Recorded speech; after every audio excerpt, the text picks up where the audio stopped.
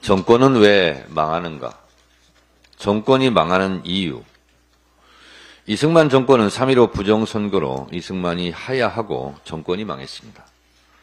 국민의 지지를 받지 못하는 정권이 무리하게 선거 부정을 통해 정권을 연장하려는 검은 속셈을 국민은 용납하지 않았습니다.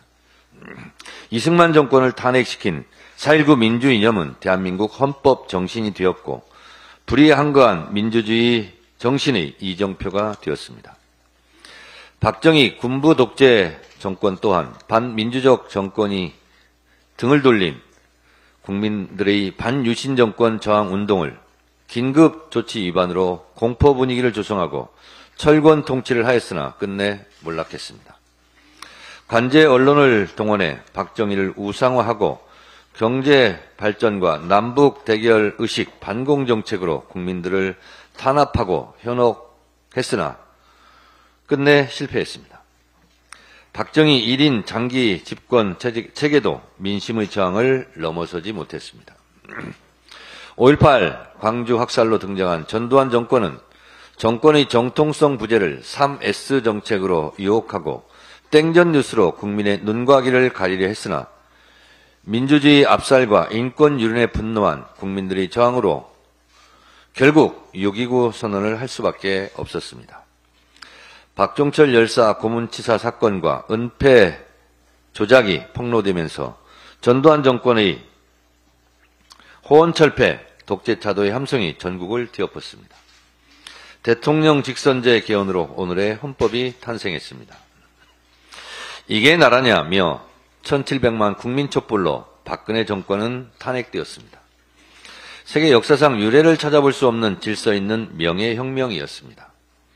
무질서나 폭력 사태 없이 한 사람의 구속자도 없이 국민들은 평화롭게 현직 대통령을 끌어내리고 새로운 민주정권을 세웠습니다.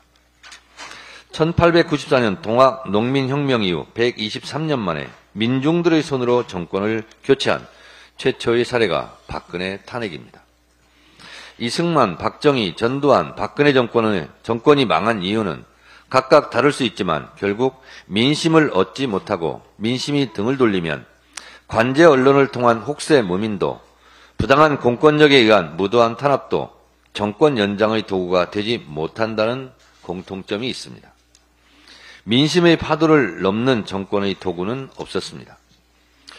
윤석열 검찰 독재 정권도 시대는 바뀌었지만 앞서 망한 정권의 형태와 크게 다르지 않습니다.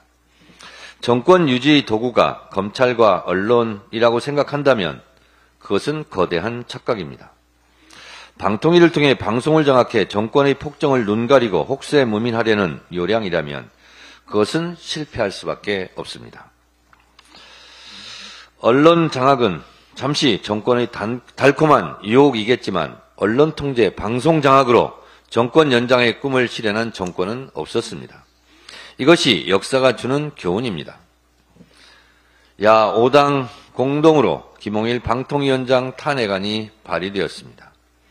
지금 이 시각 방통위 사무실 앞에서 박문진 이사교체 꼼수를 시도하는 데 대해 항의 시위가 벌어지고 있습니다. 지금 대치 중이랍니다.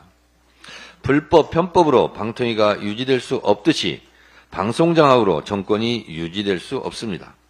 방송장악으로 정권을 유지하려는 헛된 꿈을 깨시기 바랍니다. 윤석열 정권 방송장악의 꼼수로 정권을 유지할 망상을 버리고 그 시간에 민심을 얻을 노력을 하기 바랍니다. 민심은 정권을 만들기도 하지만 민심은 정권을 쫓아내기도 합니다. 민심을 얻지 못한 정권은, 민심이 등을 돌린 정권은 여지없이 망했다는 사실을 직시하시기 바랍니다. 언론 통제, 방송 장악으로 정권을 유지할 수 없습니다. 민심의 경고를 경청하기 바랍니다. 정권은 짧고 국민은 영원합니다. 국민을 이기는 정권은 없었습니다.